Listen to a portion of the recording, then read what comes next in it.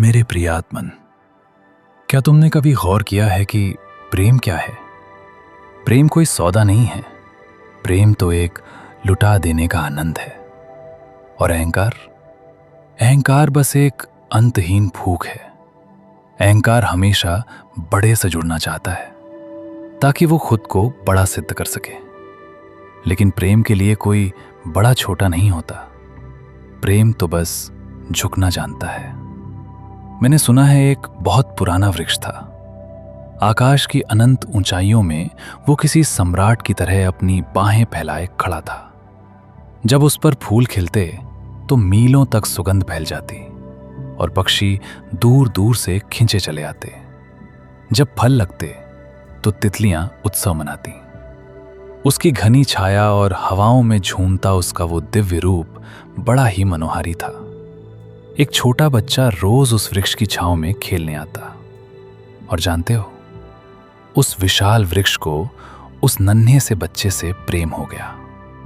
बड़ों को छोटों से प्रेम हो सकता है, बशर्ते बड़ों को यह पता ना हो कि वे बड़े हैं। वृक्ष को पता ही नहीं था कि वो कितना विशाल है।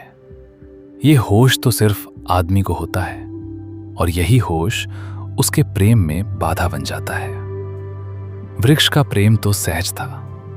वो बच्चा जब आता तो वृक्ष अपनी ऊंची शाखाओं को उसके लिए नीचे झुका देता ताकि वो कोमल हाथों से फल तोड़ सके, फूल चुन सके। प्रेम हमेशा झुकने को राजी है। और अहंकार? अहंकार तो हमेशा अकड़ता है। अहंकार के पास जाओगे तो वो अपने हाथ और ऊपर उठा लेगा ताकि तुम उसे छू ना सको, क्योंकि जिसे छू लिया जाए वो तो छोटा हो गया। जो दूर सिंहासन पर बैठा रहे वही बड़ा माना जाता है। जब वो बच्चा उस वृक्ष के फूल तोड़कर अपना ताज बनाता और जंगल का सम्राट बनकर नाचता तो वृक्ष के प्राण आनंद से भर जाते। प्रेम जब कुछ दे पाता है तभी धन्य होता है। अहंकार जब कुछ छीन पाता है तभी तृप्त होता है। धीरे धीरे समय बीता। वो लड़का बड़ा होने लगा। अब उसके भीतर सांसारिक महत्वाकांक्षाएं जागने लगीं। उसे परीक्षाएं पास करनी थीं, धन कमाना था, मित्रों से आगे निकलना था। अब वो कभी कभी ही आता।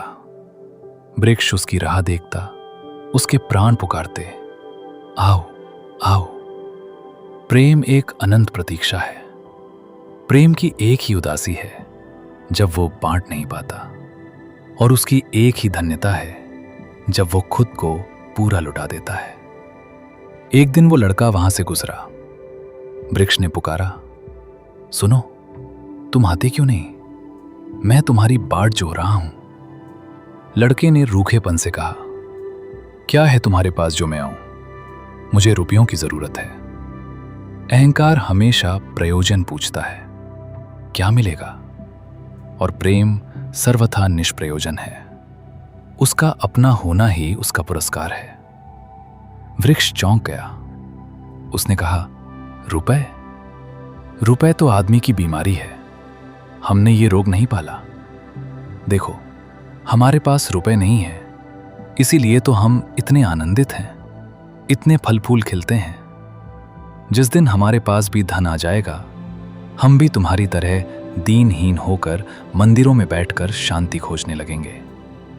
लेकिन मेरे पास फल हैं, तुम इन्हें ले जाओ और बाजार में बेच दो, शायद तुम्हें रुपए मिल जाएं। लड़का ऊपर चला। उसने सारे फल तोड़ लिए, कच्चे भी पक्के भी। शाखाएं टूटी, पत्ते बिखरे, पर वृक्ष बहुत खुश था। टूटकर भी प्रेम आनंदित होता है। उस लड़के ने पीछे मुड़कर धन्यवाद तक नहीं दिया, पर वृक्ष को इसकी फिक्र ही कहां थी। उसे तो धन्यवाद मिल गया था इसी में कि उसके प्रेम को स्वीकार कर लिया गया। वर्ष बीत गए। वृक्ष अब एक मां की तरह तड़प रहा था, जिसके स्तन दूध से भरे हों और बेटा खो गया हो। वो चाहता था कि कोई आए और उसे निर्भर कर दे। बहुत समय बाद वो लड़का लौटा। अब वो प्रौढ़ हो चुका था। वृक्ष ने कहा, आओ, मेरी डालियों से छू लो। उसने कहा, छोड़ो ये बचपन की बकवास। मुझे एक मकान बनाना है, क्या तुम मकान दे सकते हो? वृक्ष ने कहा, मकान में तो सिर्फ आदमी कैद रहता है। हम तो खुले आकाश के नीचे जीते हैं। लेकिन तुम मेरी शाखाएं काट ले जाओ, शायद तुम्हारा घर बन जाए। वो प्रौढ़ कुल्हाड़ी लेकर आया और उसने वृक्ष के अंग अंग काट डाले। वृक्ष अब सिर्फ एक ठूंठ रह गया, नंगा, ठिठुरा हुआ। लेकिन वो तब भी आनंदित था, क्योंकि उसका प्रेमी कुछ लेकर गया था। समय का पहिया घूमता रहा। वो ठूंठ अब भी राह देखता था। अब उसके पास बुलाने के लिए पत्ते नहीं थे, पुकारने के लिए आवाज नहीं थी, पर उसके प्राणों में एक ही गूंज थी, आओ। अंततः वो लड़का एक बूढ़ा आदमी बनकर लौटा। वो विदेश जाना चाहता था। उसने कहा, मुझे नाव चाहिए। वृक्ष ने कहा, अब मेरे पास सिर्फ ये धड़ बचा है, इसे काट लो और नाव बना लो। मैं धन्य हो जाऊंगा कि मैं तुम्हारी नैया बनकर तुम्हें पार लगा सका, पर तुम जल्दी लौटाना। बूढ़े ने आरे से वृक्ष को काट डाला।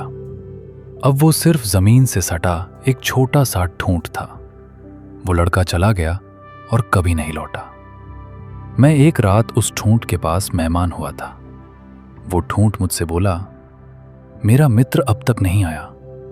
मुझे बड़ी पीड़ा होती है कि कहीं उसकी नाव डूब न गई हो, कहीं वो विदेश में भटक न गया हो। कोई मुझे बस एक खबर दे दे कि वो सकुशल है। अब मेरे पास देने को कुछ भी नहीं है। शायद इसीलिए वो नहीं आ रहा, क्योंकि वो सिर्फ लेने की भाषा समझता है। अहंकार लेने की भाषा है, प्रेम देने की। मेरे मित्रों, यदि तुम्हारा जीवन भी एक ऐसा वृक्ष बन जाए जिसकी शाखाएं अनंत तक फैल जाएं और जिसकी बाहें सबके लिए खुली हों, तभी तुम जान पाओगे कि प्रेम क्या है। जिस दिन तुम निष्प्रयोजन देना सीख जाओगे, उसी दिन तुम सच में जियोगे।